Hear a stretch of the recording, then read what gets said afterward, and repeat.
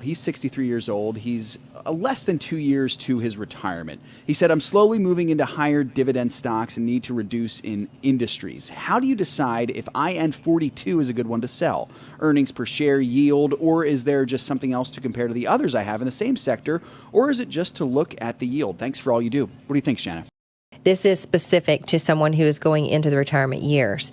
So what you want to look at is you want to compare the different companies that you have in that particular sector. So look at the target allocation for that sector. And let's just say, I don't know, I won't say what it is right now, but let's just assume that it is 5.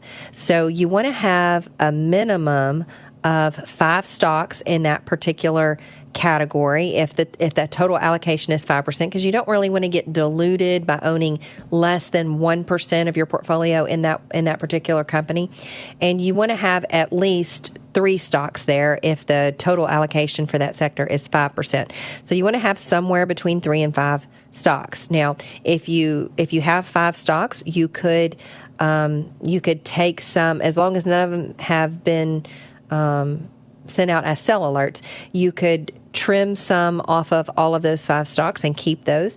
If you have more than 5 stocks, then you're going to want to start to look at which company might be best to sell. So because you're going into retirement where income is going to be a bigger and bigger focus or a bigger goal for your particular asset allocation model, you want to maybe start with the yields. You want to try to avoid selling off totally any positions of foundational stocks. Now, those foundational stocks are the ones that are highlighted in yellow. The ones that are highlighted, the stocks that are highlighted in blue are income stocks. So you want to try to keep the blue and the yellow stocks and then, look at maybe some of the yields. Yield might be a good differentiator if you have a company that has maybe no dividend. Maybe you want to keep just the companies that have dividends.